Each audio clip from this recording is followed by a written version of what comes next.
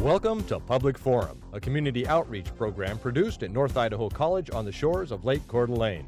Featuring guests from around the globe addressing a wide variety of subjects, Public Forum serves to educate and enlighten. Please join host and moderator, political scientist Tony Stewart, in welcoming today's guest. We're most pleased to bring you a 2-week series dealing with a documentary that's receiving great reviews across America.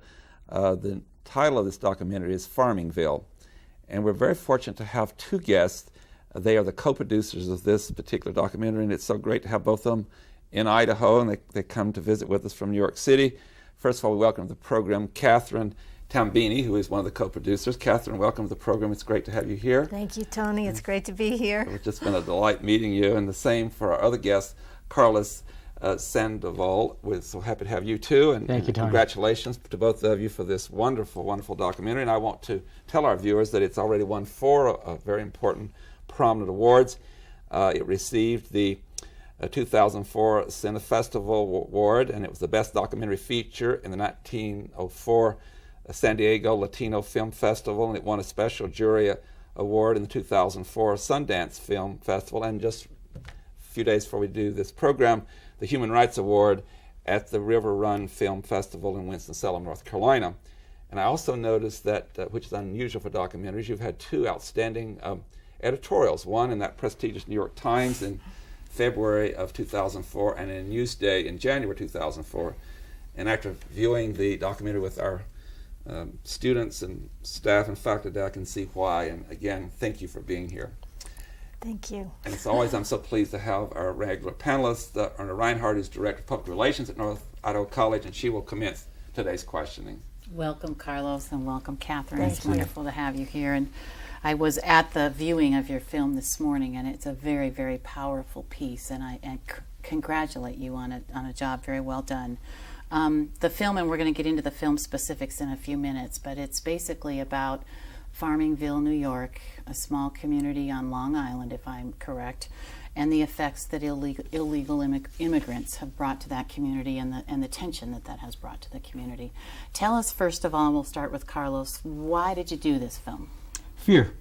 Really, it was because I was afraid.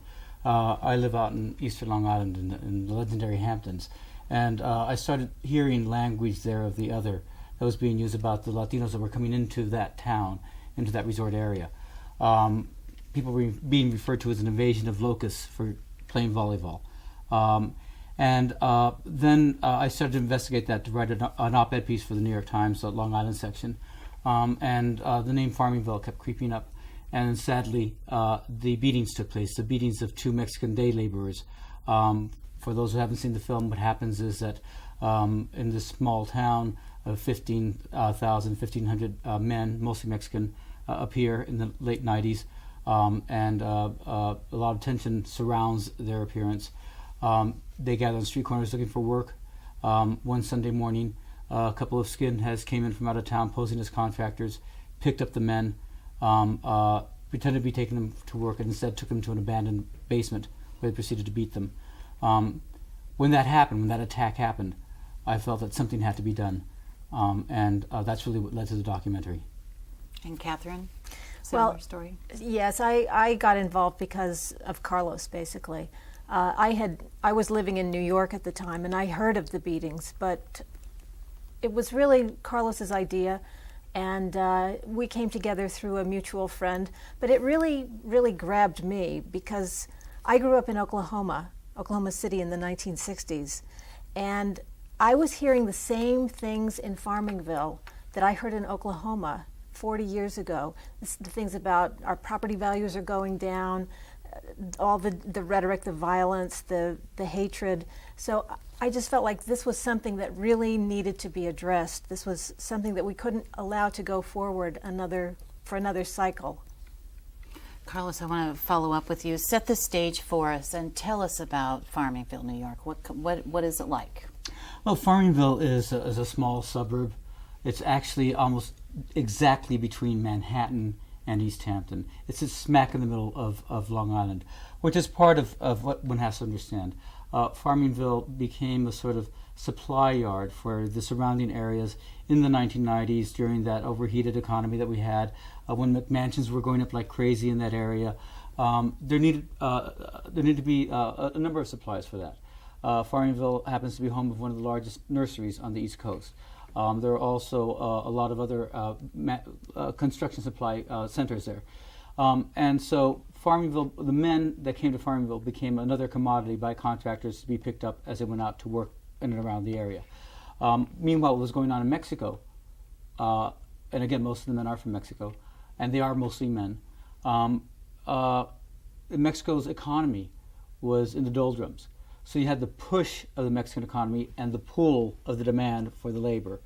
The unfortunate thing for the residents of Farmingville is that Farmingville, it's a working to middle class, I call it a sort of striving class community, largely white ethnic, people who have moved out of New York City looking for the peace and quiet of the suburbs. And they became a dormitory for these men who went out and worked elsewhere and then would come back and live in Farmingville.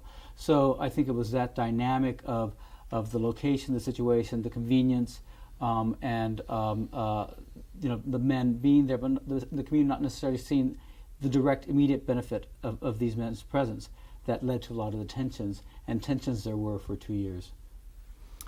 While you made this film, the two of you actually lived in Farmingville, and I think it's hard for words to describe what the film actually portrays. But Catherine, could you describe for us? I just have that strong visual in my mind of the men standing on the corners, and the town has pretty much already is protesting. They're being there. Tell us a little bit about what happened during that whole year that you were there, and maybe try to paint some pictures with words. It's hard because you guys are movie makers and this is difficult, but I want our viewers to see it, and we're going to get to some clips in a minute. But tell us about what that year was like.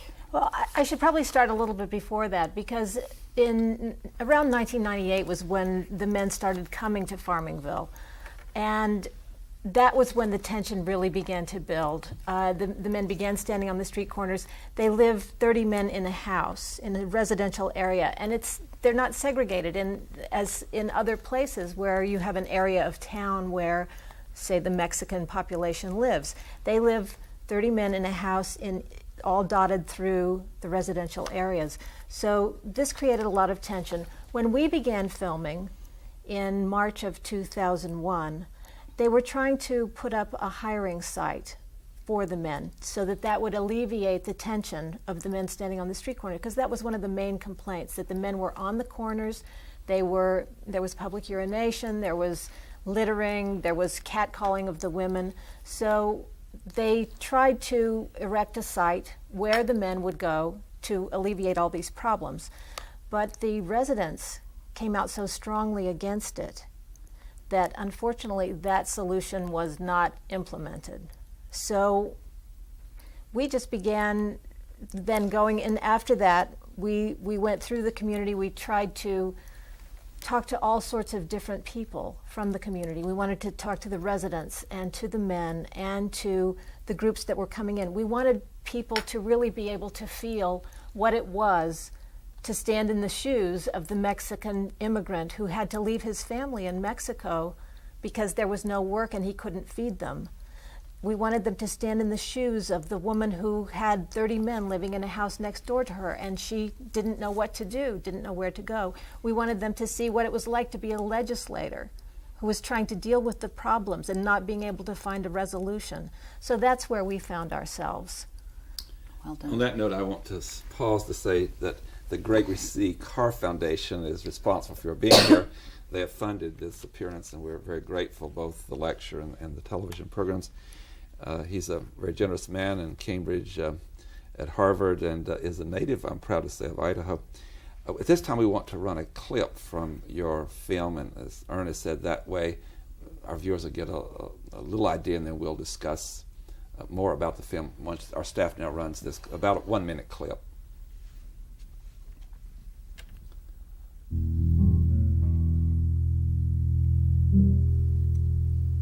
Cuando vi mi compañero ya estaba tirado en el suelo y Uno de esos tipos me cortó con la navaja y yo pude ver la salida y corrí, pero caí ese día, me resbalé y ahí llegaron y me atacaron.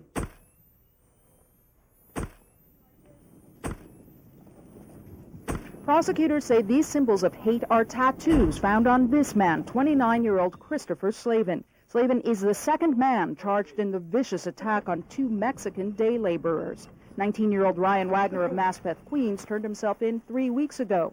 Prosecutors say these tattoos indicate a racist motive and confirm ties to white supremacist groups.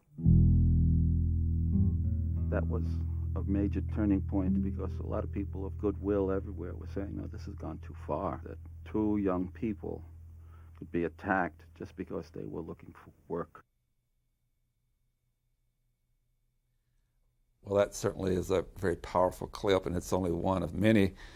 For our viewers, we hope they will see this. It's about, I believe, 78-minute long documentary, and as this show is airing in a couple of days, it's going to be aired on PBS nationally, and we hope that PBS is our favorite station anyway, as you know, in this program, and so we hope that they will see the entire film. That's so great to be able to time it around that process. Catherine, I will start with you.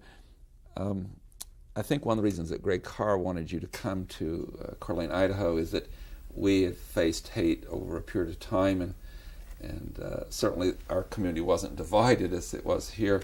There was a real unity against the hate that had moved into the community, but it took a long struggle, and we wound up victorious through the court system and had prevailed over that hate.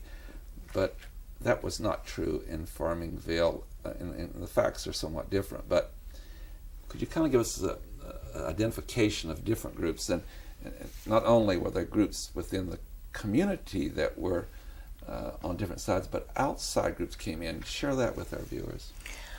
The residents began. They didn't know where to go. There's no mayor in Farmingville, so they had nowhere to go. So they went and they began searching outside of their community for a solution. And when they did, they found groups like Glenn Spencer's American Patrol and FAIR. Those are groups that were opposed to the immigrants being yes, Glenn Spencer was one of the people who was one of the main perpetrators of Proposition 187 in California, which denied services to undocumented immigrants. Another group was FAIR, the Federation for American Immigration Reform, which calls for a halt on all immigration at the moment. So those were the 2 groups who really came in and began working in the community to try to subvert the plans for the hiring hall. And when this happened, the national groups on the other side of the issue began coming into town and saying, we don't want to give up Farmingville to the anti-immigration groups. So we had people from the National Immigration Forum, from and the Southern Poverty Law Center. Southern Poverty Law Center. There were quite a number of national groups who came up to help the community to try to deal with the anti-immigration groups who were coming in. And Carlos, as this debate went on, and fortunately we'll have a second show, we can't do it all in one, but there were public forums. And as I viewed the document, I was so intensely interested because of other experiences, but there started being public forums and started being organizing both from within and without. Share with us some of those meetings, and at what point do you think there was some there's a book called The Tipping Point. At what point did it go in a certain direction? There were several public forums, and they were held at the level of the state legislature, because that was the arena where there was the only arena where there was direct representation geographically at Farmingville.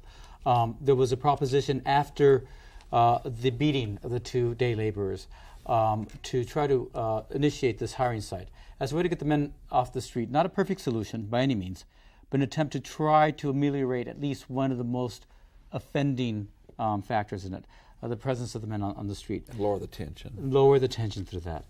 There were a series of meetings that were held by the legislature, and at first it looked like the hiring hall would be adopted, and in fact it was. It was voted by a veto-proof majority of 12 legislators out of a total of 18. Unfortunately, and then sort of went into a respite. During the intervening time, because there was outside influences began to come in, as was just mentioned before.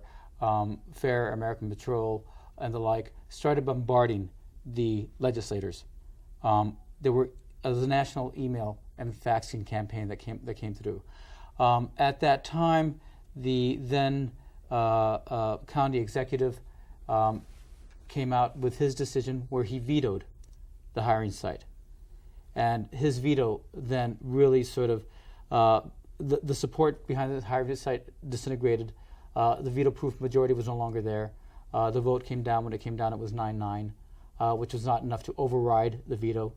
And that was really the turning point, not only in terms of the hiring site, but also in terms of the story in Farmingville, unfortunately, because it gave these outside groups that we've been just referring to a second wind. It gave them the sense that here was a town where there was a victory. It was declared the first time that a grassroots organization had defeated such a measure as a hiring hall. And so it was seen as a way to try to maybe ride through and rekindle some of the anti-immigrant feelings and sentiments that had come out of Prop 187. And it was seen as a Farmingville model. And that is, as we just mentioned, when the other national groups came in. So that was the sort of conflagration that led to the nationalization of Farmingville, if you will, and sadly also led to literature droppings by hate groups such as the Church of the Creator, which saw this as fertile grounds, and so it began this whole process, a sad process. As we do this program, just very recently, and we're taping this program in April, one of the key hate group leaders in this country was just convicted in Chicago of the charge of threatening the life of a federal judge. And so that carries over in all this process. One other thing before going back to Erna, another lesson I got out of the documentary was that public policymakers are so key, so crucial. And when the legislative body had approved this proposal to have the site to which the workers would go each day, as she said, things really calmed down, and everyone assumed that the executive would sign it, the administrator, and he didn't. And so then the tension again. But as I viewed the documentary, there was that we've not mentioned yet, there was this huge gathering of people united on behalf of human rights and trying to bring people together. It was many very prominent speakers. It was a huge audience. And yet, when this tension came back again and the other side met, they had a very, very small gathering. They tried to play it up as that it was great, and it was, but you could see in the hall all the empty chairs. So I guess my question is to you both, that when you get a momentum going and you have a large gathering, now, if that declines or disappears, and even a smaller group come forward, they lost the momentum, did they not? They did. They did, and that is one I think the hopeful. When I say, I interrupt, say lost the momentum, those who are trying to bring people together. Yes. I'm sorry, let me step back for a second. The meeting that you're referring to was something that the local anti-immigration group, which started out with quite legitimate concerns, the safety and quality of life, and then brought in the outside groups such as American Patrol, which has been designated a hate group by the Southern Poverty Law Center. They had held a month after the beatings, a meeting, and that was filled at a VFW hall. It was filled with town residents. Sadly, a month after the beatings, a year later, after the hiring hall is defeated, after the nationalization of the issue, after all this attention comes into Farmingville, they had what was called the Day of Truth, where they invited a similar roster of speakers, but now even more of them, trying to spread the word. The fortunate thing, in my view, is that, as you just said, the dynamic was that they lost the momentum. The average town resident was not willing to go that far. And that, to me, was a hopeful sign, was that they were not willing to go to that extreme. Catherine? I don't know. I'm not sure. It's just that again, the same thing is, I guess I'd ask the question this way to you, is that when people are trying to bring unity, I believe they called it a unity rally, they had such momentum and they lost that. Is there a lesson there that a community cannot have just one or two of these and then disappear? Absolutely. I think that the Unity Rally brought people together in such a way that hadn't been done since the Civil Rights movement in the 60s. Very powerful. It was very powerful. And then they didn't proceed forward with that. They allowed things to go back to the way that they were. Nobody came in and really dealt with the situation in Farmingville. There was no one to go to.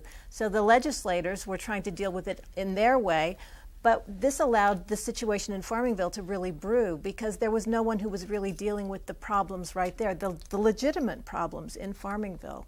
So yes, when you have a momentum, you have to keep going with it, no matter what your idea is. In our comparison, I just can't resist making comparisons. In our challenge here in the Inland Northwest, there's a human rights group that's been working for 23 years and has had momentum for 23 years. And I just looked at that situation, it made me so proud of some people here saying they didn't burn out. They said, we have to have the long journey. And I just find that maybe that's one of the things that Greg Carr's thinking of in relation to his support. Well, I have to say that there were people within the group who organized the Unity Rally who did really keep going. Okay. It was just that they didn't have the large, they weren't as organized, let's say, as the other side. The other side is very extremely well organized. More determined. They're much more determined. They have a whole system in place. And actually they were testing out this, what they called the Farmingville model, where one group would come in and say, isn't this terrible? Aren't these people who are coming in here terrible? And saying all sorts of bad things about them. And then the more moderate group comes in and says, well, those people are really saying, terrible things, and let's go a little bit more towards the middle of the road. So it's sort of a 1-2 punch there. And the people on the other side of the issue, the pro-immigrant groups, they just really wanted to do the right thing. They weren't organized. They didn't have the mechanism in place that the other groups did. So I think that's one of the main things. And the group that carried through is actually still carrying through. They have a place in Farmingville where they meet, where they allow the men to come and meet with them as well. So they really are continuing. It's just not in such a public way. The Sachem group was a very, very vocal minority. If I might just add something that Catherine touched on, the Farmingville model. What we discovered since making the documentary is that Farmingville model, where the anti-immigrant groups go in and try to organize at community levels, is happening in Iowa. We just came up from Utah. It's happening in Utah as well, where FAIR and other groups are going in and really cherry-picking leaders and training them to try to sort of use that same sort of model elsewhere. So that is pervasive, it's continuing, it's growing, and it's something we need to be very, very aware of. Thank you. Erna Reinhardt. One of the things that I came away from the film with that I thought was very sad is how polarized that community was. And in some ways it just reminded me of some school board meetings where you get people on two sides of an issue and they're adamant. And I'm curious, I think you guys said that this started in 1998, is that correct? Give us a little glimpse of what the community looks like now and how those feelings are being expressed. And is it still as volatile as it was? Have things gotten better? Is there a level of understanding? How is it today? It's pretty much the same today as it was then. Because they came out so strongly against having the hiring site, there's been nothing done in the community to ameliorate the problems. So there are more people coming from Mexico. There are more men standing on the street corners than ever before this year. And it's beginning to really trickle down to the children, which is the really sad part. We have one of our characters has 4 adopted children of Mexican descent. And he said that he told us a story about his little first grader going and getting on the school bus and sitting down, and the girl sitting there said, a 4th grader, she said, "You can't sit here." And the little girl said, "Well, why not?" And she said, "Because you're not white." And this is a 4th grade girl. Where did she get that? Mm-hmm. You know, that had to have come from her parents. Mm-hmm. So it's the situation is not good. I mean, we really need to begin to do things that will promote tolerance and understanding so that we don't continue this cycle of hatred and racism that this country has been going through since its inception, really. Do you want to add anything, Carlos? Well, I will say that the situation in Farmingville does seems to be a sort of uneasy stasis is where it's arrived at. The men are in the street and there seem to be more in the streets. The numbers of protesters that we referred to earlier, where there were hundreds of protesters on the street corners demonstrated against the men every Saturday morning in 1998, 1999, up to 2000. Those numbers have now dwindled down to about 4 people on a street corner protesting. So there's some hopeful sign there. But there was a firebombing of a house last summer, 4th of July. Teenagers, reckless, with a very explosive firecracker is what it was. But it went into the house of a Mexican family. The family barely escaped with their lives. The house melted, basically. Mm. And now, as Catherine pointed out earlier, it appears that there are more men coming forth. So it seems that the whole town, we're not quite sure where it's going to go. It's on tenterhooks a bit. On that note, I have to bring the permanent conclusion, but the good news for our viewers is you'll be back next week. We can continue this discussion of this very powerful documentary that has won 4 awards already, and we're so pleased to have both the co-producers here to discuss Farmingville. And as I said in the middle of the program, it'll be on PBS in a couple of days nationally, and we really urge our viewers to watch it. And we do invite you back and look forward to doing the program again next week at this same time on this particular PBS station. Ladies and gentlemen, I hope you will be with us for this continued discussion. We have many more questions to ask. Until then, please have a good week. I am Tony Stewart.